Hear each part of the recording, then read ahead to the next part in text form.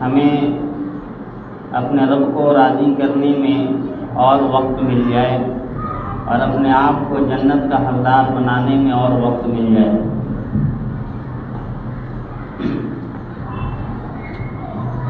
ہمارے جو پہلے کے جو پیڑھی جو تھے، آبا و اجداد، ہمارے دادا پردادا وغیرہ، وہ بتایا کرتے تھے اس عالم کا اور بالخصوص ہندوستان کے حالات کو، یہاں کس طرح لوگ آپس میں محبت اور بھائی چارگی کے ساتھ رہا کرتے تھے۔ عید ہو، بقرعید ہو، ہولی ہو، دیوالی ہو، سب ساتھ مل کر منایا کرتے تھے، ہر تہوار کو اور ہر چیز کو۔ اور ہم نے بھی وہ زمانہ، ایک زمانہ وہ دیکھا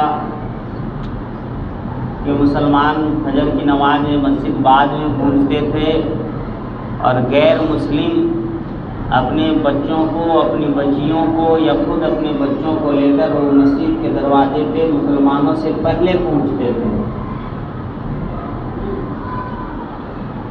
کہ یہ لوگ جو ہوتے ہیں، مسلمان جو ہوتے ہیں، وہ نیک لوگ ہوتے ہیں، اچھے سیرت کے ہوتے ہیں، اچھے اخلاق کے ہوتے ہیں۔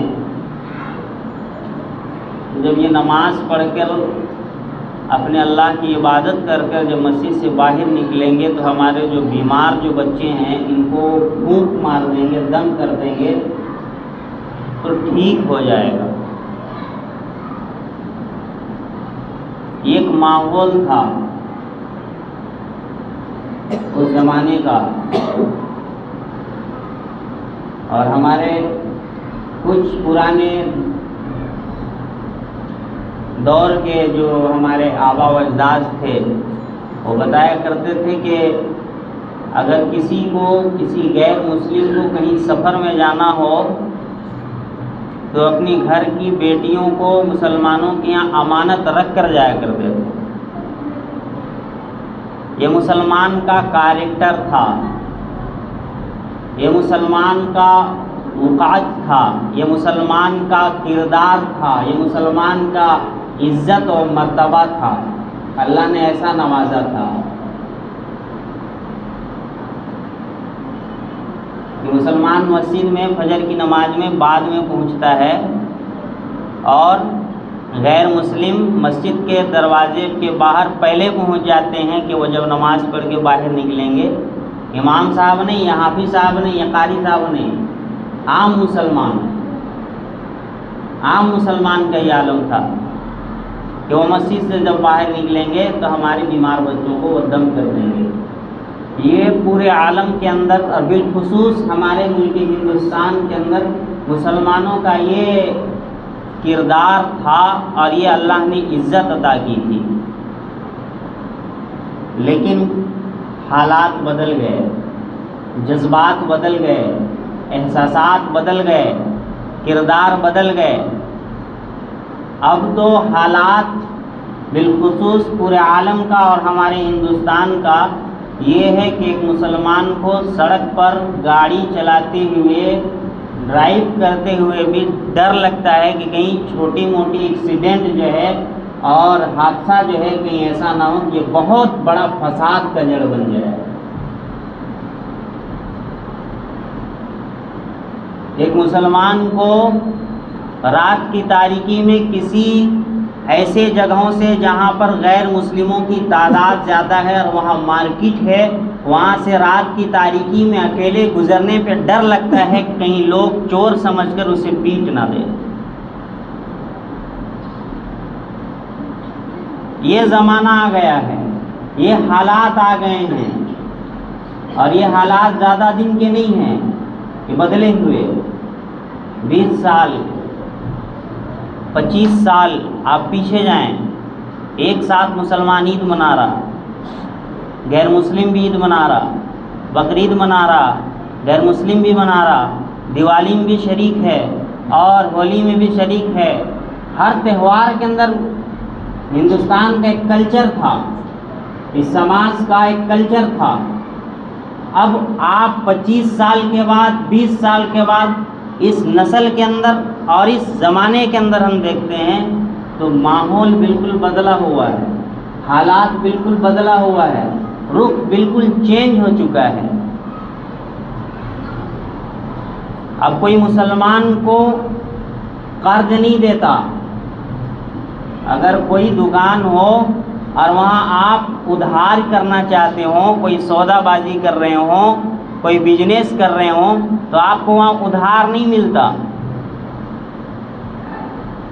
20 سال پہلے، 30 سال پہلے ہمارے آبا و اجداد بتاتے ہیں کسی غیر کو اگر سفر پہ جانا ہو، کہیں جانا ہو، تو وہ اپنی بیٹیوں کو مسلمان کے گھروں میں رکھتی بطور امانت کے، ان کے کردار کی وجہ سے۔ 30 سال کے بعد وہی مسلمان اس کی دکان پہ جاتا، اسے ادھار نہیں ملتا۔ کتنا فرق ہو گیا زمانے کا، کتنا فرق ہو گیا حالات کا۔ یہ حالات جو بدلے اور یہ جو زمانے کے حوادثات جو بدلے، یہ بھی اللہ تبارک و تعالیٰ کی طرف سے ایک عذاب ہے۔ دیکھیں، دنیا کا ایک اصول ہے کہ جب دنیا کے اندر کوئی کسی اپنے ماتحت سے روٹھ جاتا ہے تو پھر اس کی کوئی اوقات اور حیثیت نہیں رہتی ہے۔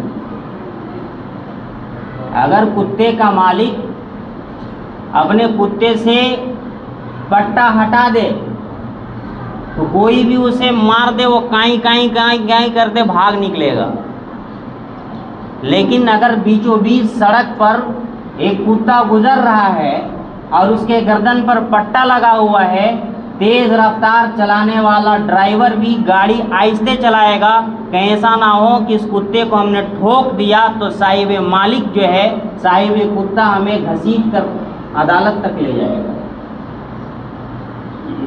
یہ دنیا کا ماحول ہے، یہ دنیا کا رواج ہے، ایک سسٹم ہے۔ اگر کسی شوہر کی نگاہ میں اس کی بیوی گر جائے، بیوی اپنے شوہر کی نگاہ سے گر جائے اور بیوی کے پاس دولت کی انتہا نہیں، کروڑ پتی ہے اور حسن کی ملکہ ہے،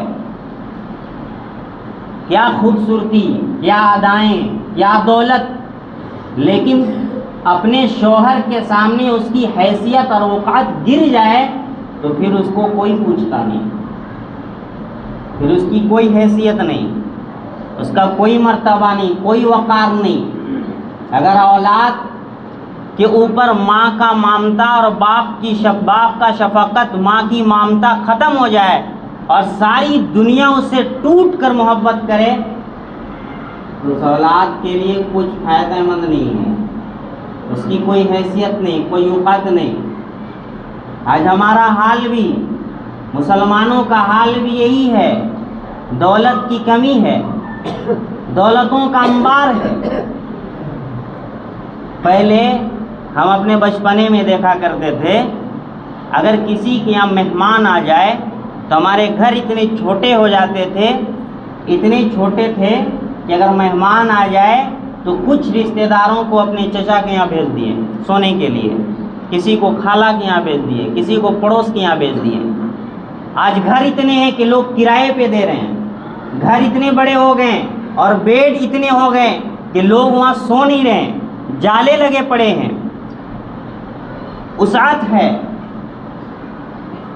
خوشگوار زندگی ہے، دولت ہے، پراپرٹی ہے، ہر چیز ہے، لیکن مسلمان اپنے اللہ کے سامنے اور اپنے رب کے سامنے گر چکا، اللہ کے سامنے ان کی حیثیت اور وقعت ختم ہو گئی۔ اس لیے آج یہ مسلمان جس مسلمان کے انتظار میں غیر مسجد سے پہلے، مسجد کے باہر پہلے پہنچتے تھے اور وہ اپنی بیٹیوں کو امانت کے طور پر رکھا کرتے تھے، آج ان کی نگاہوں کے سامنے یہ ذلیل ہو رہے ہیں۔ آپ دیکھیں،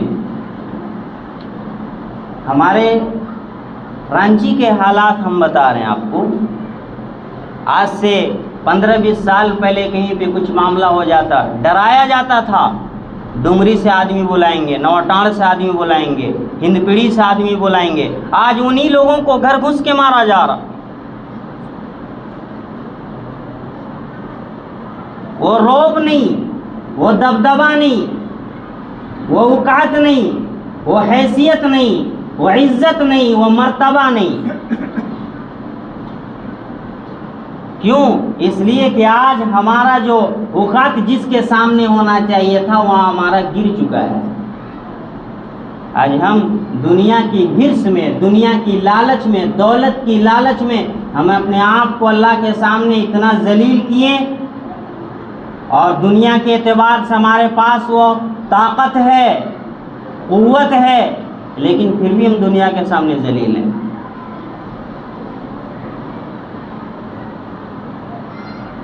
دولت کے پیچھے بھاگیں، پراپرٹی کے پیچھے بھاگیں، اور زمین جائیداد کے پیچھے بھاگیں۔ حضرت مولانا قاسم نانوتوی رحمۃ اللہ علیہ، نام سنے ہوں گے، حجت البالغہ والاسلام، جنہوں نے دارالعلوم دیوبند کی بنیاد رکھی۔ اس زمانے کے اندر ان کو دارالعلوم کے اندر سے 3 روپے ماہانہ ملتا تھا۔ بھوالپور کے اندر وہاں کے ایک نواب نے ایک بہت بڑا یونیورسٹی قائم کیا، اور اتنا بڑا قائم کیا کہ اس کے سامنے دارالعلوم کی عمارتیں بالکل چھوٹی سی۔ تو اپنے علاقے کے نوابوں کو اور راجاؤں کو بلایا، اور بلا کر کہا کہ ہم جو ہے کیا کریں کہ ہمارا جو یہ یونیورسٹی ہے وہ چمک اٹھے، دمک اٹھے، اور اس کی جو ہے ایک توتی بولے۔ تو کہا کہ اس کے لیے آپ کو ایک اچھا کوالٹی کا ایک پرنسپل منگانا پڑے گا، ایک ٹیچر لانا پڑے گا۔ تو نواب صاحب نے کہا کہ موتی لانا آپ لوگوں کا کام ہے، اور اس کی قیمت لگانا میرا کام۔ تو اس وقت کے علماء نے نواب صاحب کو بتایا کہ دیوبند کے اندر ایک مولانا قاسم نانوتوی ہیں، جو آج کے ڈیٹ میں سب سے بڑے اللہ والے، سب سے بڑے بزرگ اور سب سے بڑے عالم بھی ہیں۔ اگر وہ آپ کے یہاں آ جاتے ہیں تو پورے ہندوستان کے اندر آپ کی یونیورسٹی کا بول بالا ہو جائے گا۔ بچے خود آئیں گے، اسٹوڈنٹ خود آئیں گے، اور اسٹاف خود آئیں گے، ترقی ہو جائے گا، نام ہو جائے گا۔ تو ان کو لایا کیسے جائے؟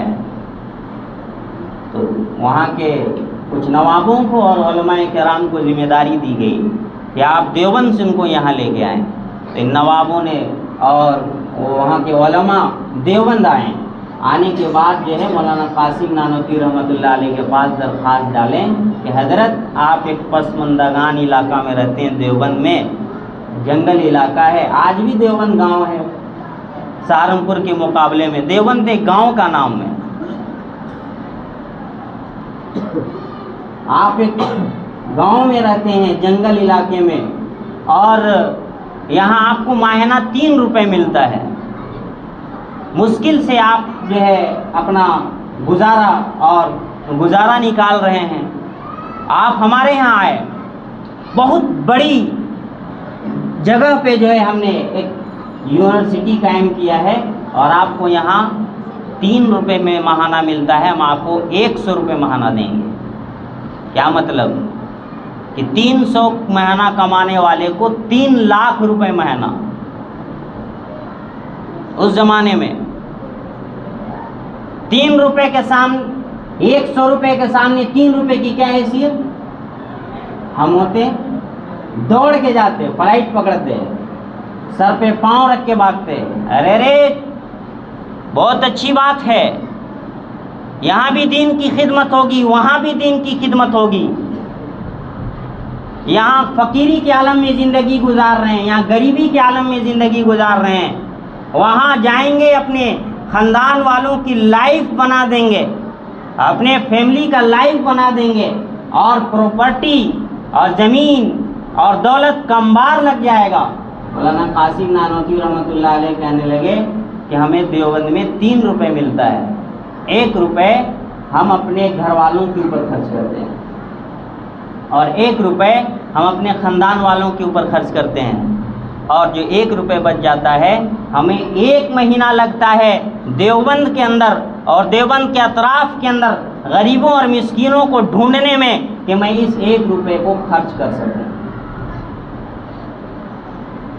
آپ مجھے 100 روپے دینا چاہتے ہیں، 2 روپے تو میں خرچ کر دوں گا اپنے پریوار کے اندر اور اپنے خاندان والوں کے اوپر، لیکن یہ 98 روپے ہر مہینے کے میں کہاں خرچ کروں گا؟ میری تو پوری زندگی لگ جائے گی صرف 98 روپے خرچ کرنے میں، ہم سے نہیں ہو پائے گا۔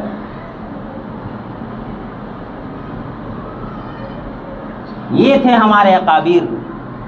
ایک دفعہ میرٹھ سے ایک نواب ہمیشہ دیوبند کو آتا ملاقات کے لیے، اور وہ جب بھی آتا تو سونے اور چاندی کے، آج تو نوٹ بھی جعلی کے آ رہے ہیں، اس زمانے میں کوالٹی سونے کا چاندی کا وہ لے کے آتا، حضرت ہدیہ حضرت ہدیہ، کبھی نہیں لیتے۔ ایک دن اس کو چڑ ہو گئی، باہر نکلا حجرے سے اور حضرت کے جوتے کے اندر جو موجہ تھا اس میں انہوں نے سونے کے سکے کو دونوں جوتے کے اندر رکھا، اور جب حضرت اور وہ چلا گیا، حضرت جب جوتا پہننے لگے تو پتہ چلا یہاں سکہ رکھا ہوا، اور بلائیں اپنے ساتھیوں کو، کہا دیکھو دنیا کو ہم ٹھوکر مار رہے ہیں اور دنیا آج ہمارے قدم جوتی کے اندر آ کے پڑا ہے۔ یہ تھا مسلمان کی وقعت اور یہ تھا مسلمان کی حیثیت کہ جس وقت مسلمان دنیا کو ٹھوکر مار رہے تھے اور دنیا اس کی جوتی کے اندر آ کے بیٹھ گیا کہ لے لو ہمیں، قبول کر لو۔ یہ اس دور کا تھا، اس دور کے اندر یہ بات تھی کہ مسلمان کے گھروں کے اندر غیر مسلم، سکھ ہو، عیسائی ہو، یہود ہو، پارسی ہو، مجوسی ہو، ہندو ہو، جب سفر پہ جاتا تھا تو اپنی بیٹیوں کو مسلمان کے گھر میں بطور امانت رکھ کر جاتا تھا۔ یہ اس دور کی بات ہے جب مسلمان مسجد میں بعد میں آتا تھا فجر کی نماز میں، اور مسجد کے باہر ہندو عورتیں، سکھ عورتیں اور پارسی عورتیں اپنے بچوں کو پہلے بھیج دیتی تھی کہ مسلمان جب مسجد سے باہر نکلیں گے تو انہیں دم کر دینا۔ یہ اس زمانے کی بات تھی جس زمانے میں مسلمان دنیا کو ٹھوکر مارتے تھے، دنیا خود ان کی جوتی کے اندر آتا تھا۔ آج دیکھیں ہمارا حال، ابھی آج جمعے کا دن ہے، جمعے کا دن حدیث پاک کے اندر آتا ہے، قرآن کریم میں اللہ تبارک و تعالیٰ ارشاد فرمائے، یا ایھا الذین آمنوا اذا نودی للصلاۃ من یوم الجمعہ فاسعوا الی ذکر اللہ وذروا البیع، کہ جب جمعے کے لیے آواز لگائی جائے، پکارنے والا پکارے، حی علی الصلاۃ، آ جاؤ، اب جو ہے خرید و فروخت، کاروبار، لین دین، کاٹھی پھاڑنا، کھیت میں بیڑا چھینٹنا، ہل چلانا، کپڑا دھلنا، جورو کرنا، بچے کو کھلانا، سب حرام۔ اور وہ کیسا حرام؟ جس طرح روزے کی حالت میں پانی کا پینا غیر روزے کی حالت میں جائز ہے، شربت کا پینا جائز ہے، کھانا کھانا جائز ہے، لیکن روزے کی حالت میں حرام۔ جمعے کی اذان ہو گئی، اذان ہونے کے بعد سب کچھ چھوڑ دیا جائے اور دوڑ آئے، فسعوا الی ذکر اللہ، دوڑو اللہ کے ذکر کی طرف، مسجد کو دوڑو۔ کیا کر رہے ہیں مسلمان؟ دوڑ رہے ہیں۔ جو عربی خطبے شروع ہونے کے وقت آئے، جو جب امام خطیب عربی خطبہ دینے کے لیے ممبر پہ بیٹھ جائے اور جو ہے مؤذن اذان کہنا شروع کر دے اور اذان ختم ہونے کے بعد جو ہے وہ سمجھو کہ اس کا کاروبار کا پیسہ اور سور کا گوشت بیچنے کے بعد کا پیسہ دونوں برابر ہے۔ شراب بیچنے کا پیسہ اور اس کا کاروبار کا پیسہ دونوں برابر ہے، دونوں سیم حرام۔ اتنا گر گیا مسلمان۔ اللہ کے سامنے اتنا ذلیل ہو گیا ہے. ہر چیز کا قرآن کے اندر، ہر چیز کا حدیث کے اندر علاج ہے. اللہ نے ہر بیماری کا علاج رکھا. قرآن کریم کے اندر بھی اللہ نے اس کا بھی علاج رکھا کہ ہماری جو حیثیت جو گر گئی اور ہم جو ذلیل ہو رہے ہیں. ابھی دیکھیں نہیں، ابھی الیکشن جیتنے کے بعد، شپث لینے کے بعد کیا ہوا؟ 5 جگہ موب لنچنگ ہوا. کہیں چلا نیوز چینل پہ؟ نہیں ملے گا کہیں پہ. آپ اخباروں کے اندر دیکھیں، شاید کسی اخبار والوں نے چھاپا ہو. کہیں مسلمان کے زبان سے سنے، کہیں جلوس نکالا گیا، کہیں کوئی خطیب اپنے تقریر کے اندر، اپنے خطاب کے اندر اس کا تذکرہ کیا، کہیں کسی نے اس کے لیے دعائی یا اجتماعی دعا کے لیے کوئی مجلسیں لگائیں؟ نہیں لگائیں. 5 جگہ مسلمانوں کا موب لنچنگ ہوا. سب سے پہلے میرٹھ میں ہوا، پھر گجرات کے اندر ہوا، اور پھر بنگال کے اندر ہوا. ابھی میں بنگال سے آ رہا 10:30 بجے کولکتہ سے. وہاں حالات، وہاں پتہ چلا ہمیں کچھ دن پہلے، 4 دن پہلے وہاں ایک لڑکے کا موب لنچنگ ہوا. ہزاری باغ کے اندر پرسوں ایک امام کا قتل ہو گیا. تھا مسلمانوں کے اندر وہ قوت کہ مسلمان کے نام سے لوگ خوف کھاتے تھے. آج مسجدوں کے اندر گھس کر امام کو قتل کیا جا رہا ہے، مؤذن کو قتل کیا جا رہا ہے. ایک مسلمان رات کی تاریکی پہ سڑک کے سامنے سے گزرنے میں ڈر لگتا ہے، اس جگہ پہ جہاں غیر مسلموں کی آبادی اور وہاں پہ اس کا دکان ہو.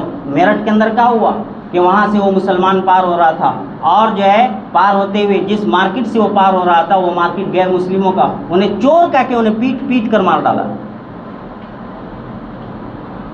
یہ حالات ہیں. ابھی بھی وقت ہے کہ ہم اپنے کیریکٹر کو، اپنے کردار کو اپنے صحیح کریں، ٹھیک ٹھاک کریں، اور اللہ تبارک و تعالیٰ کے سامنے رجوع کریں. اللہ تبارک و تعالیٰ ہم سبھی کو کہنے سننے زیادہ عمل کی توفیق عطا فرمائیں. جو حضرات سنت نہیں پڑھیں، سنت تو سے فارغ ہو جائیں.